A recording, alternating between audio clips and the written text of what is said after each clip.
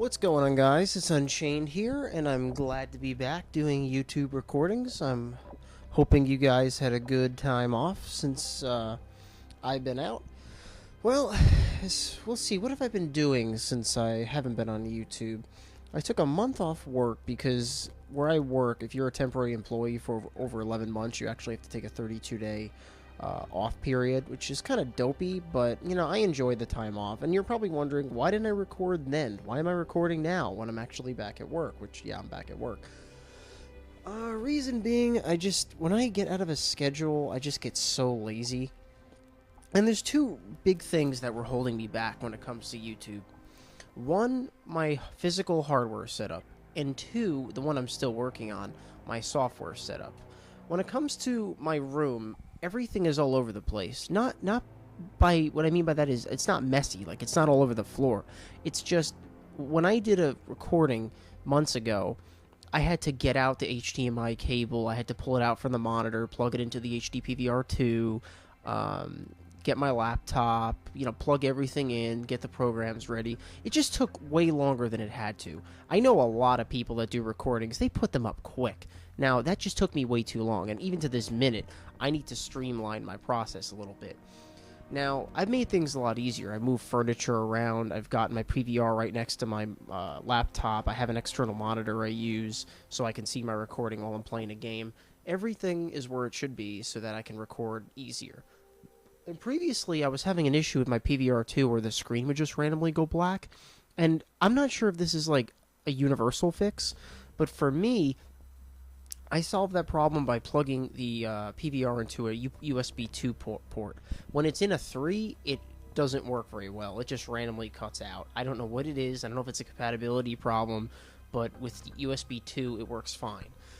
So now that I have all my plugs and wires, everything where it needs to be, it's a simple process. I have my microphone right next to me now. I just pick it up, you know, I hit the record button, I start playing. Right now I'm doing a post-play commentary, so I've already played the game. I'm just going to watch myself play now while I'm talking to you guys.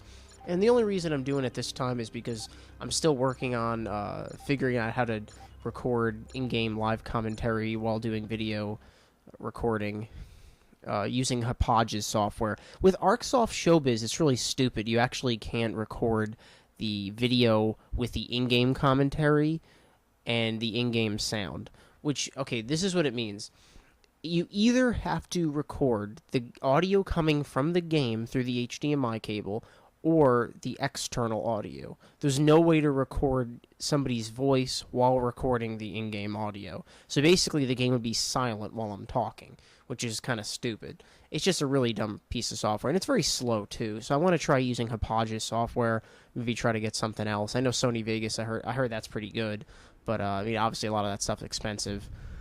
But long story short, without talking about the technicalities of Let's Playing and making YouTube videos, let's go into what I've been playing lately. Let's see. I've put some time into Watch Dogs, Wolfenstein. I'm waiting on Minecraft for Xbox One. I'm playing a couple digital games on Xbox One.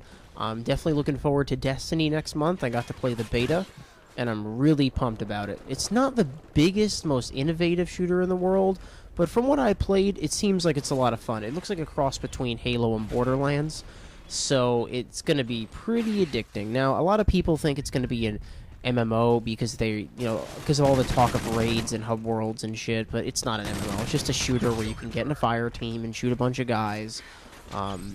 It's got some RPG elements, but it does play a lot like Halo, which is a good thing. I'm not complaining when I say that. It definitely seems like a spawn from Halo, but without the story. I mean, I don't even know if the story exists. At least in the beta, I have no clue what the hell was going on.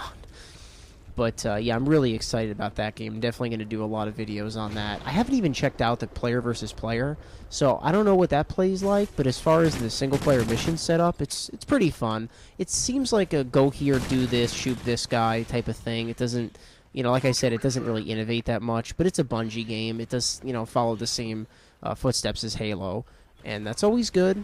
It's always good. And I did see some Advanced Warfare footage, which I'm not 100% pumped about that.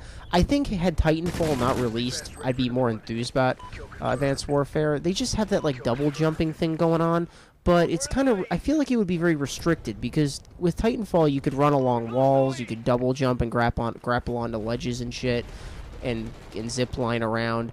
But with Call of Duty, if you have two rooftops and a gap between them, you can't run along a nearby wall to get to it. You need to jump off and double jump, and if the gap is too wide, then you're gonna have to like double jump to the ground and then double jump back up.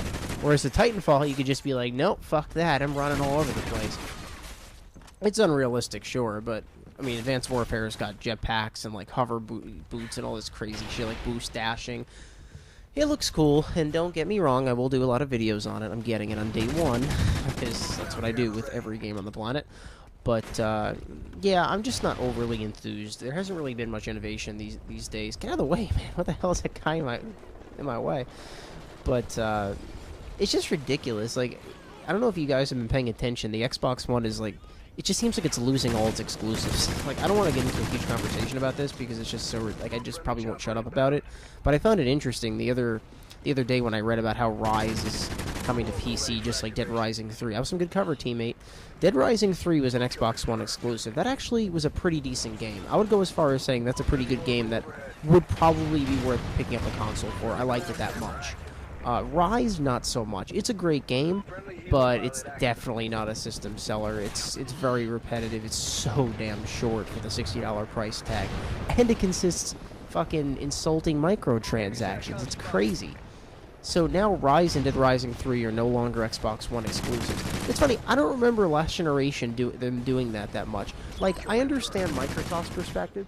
Like, it's either we only sell our game on the Xbox platform, or we expand over to the other 40 million people user base or 80 million on PC, and see if we can make some extra cash there. It's like, I understand the reasoning for doing it, but it's like, well, then where's the first parties? Like, you need to make us feel happy that we purchased their $400, or I bought it for $500 because I got it with Connect back when it came out, when you didn't have a choice of the $400 model. Sony's not doing that, and Nintendo's not doing that, but Microsoft is just losing their exclusives. This October, there's a lot of games coming out, most of which are third-party, and I could play on any console. Well, by any, I mean PS4 and Xbox One. But the only game that I'm really pumped for that's an Xbox One exclusive, and by when I say exclusive, I mean for now, it seems like the term exclusive has gotten a different meaning these days, which really sucks. But Sunset Overdrive looks awesome. It's like a mix between Resistance Fall of Man with the crazy weapons, and Dead Rising with the open world, just kill everything kind of combat. So I'm really excited about that. This year, there's so many games coming out, and October is just such a big month. I mean, next month we're going to be occupied with Destiny, and there's a couple of under-the-radar games coming out. There's Hyrule Warriors for Wii U.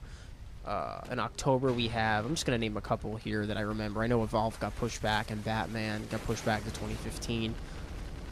We're going to be getting Drive Club. I think that might even be tentative. The definite ones that we know of are Aliens, unless something goes crazy wrong and they get pushed back. Alien Isolation, which is not going to be like its counterpart, Colonial Marines. It looks like it's going to be a really good game. Honestly, I think it's going to be good because they have to make it good. Because after Colonial Marines, they have to like take the Alien name back and make it good. So we got Aliens, Colonial Marines, Lord of the Rings, Shadows of Mordor, Evil Within on my birthday, October 14th, which I'm totally pumped for. Games never release on my birthday. And a month later, it's Halo Master Chief Collection, which I'm going to be doing so many videos on. Halo is such a great game. I'm totally pumped to check out the remastered map. So far, we've seen an HD remastering of Sanctuary. That's the new one they showed at Gamescom. That looks really good. Now they actually have waterfalls on each symmetrical base, and you could shoot this lever, and it puts down a waterfall to like block you from the snipers, which is a really creative idea. We've also seen Ascension. They said they're going to remake Coagulation, which probably won't be that interesting. It's just a field, but it's it's a classic, pivotal Halo map. And the other three they haven't announced yet. Obviously, they're going to do Lockout. I mean, that's my prediction. They have to do Lockout. That's like one of the biggest Halo maps ever. And the other two, I have no clue. But I'm really excited to go through Halo 2's Anniversary or Remastering Edition. Now, instead of the whole graphical fade-out, fade-in type of thing, Now it's just an instantaneous switch, because with the power of the Xbox One, you can actually do that. Personally, I like the whole fade-out thing, though. It was kind of dramatic.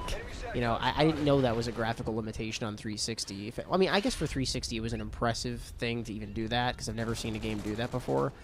But, no, not a 3D one. There were a couple of games that had that on Xbox Live Arcade that had, like, the 3D, you know, check out the old graphics and the new I mean, I love that stuff. That's just such a cool concept to me. But, yeah, so this is going to be a really big year for gaming. So that's why I really wanted to change my room around and make it easier for me to do these recordings. Because when these games come out, I don't want to feel overwhelmed. Like, oh, I got all these cables I got to deal with. I got all this software I got to deal with and fight through and all this crap I have to move around. I just want it to be easier. And I'm going to have a lot of weekends to myself, because my girlfriend's going off to college, actually, where I went to school. So she's going to be an hour and a half away. So I'm going to, every other weekend, I'm going to visit her. But on those off weekends, I'm going to have a lot more time to myself. Try to do the 360 there, but the game ended. I was sad about that. So yeah, look at this like a positive thing. This isn't just a video update. This is the start of more videos. I'm going to put out as many as I can. Hopefully at least a couple a week. And stay tuned to my channel. And I'm going to try to keep it fresh and keep it updated.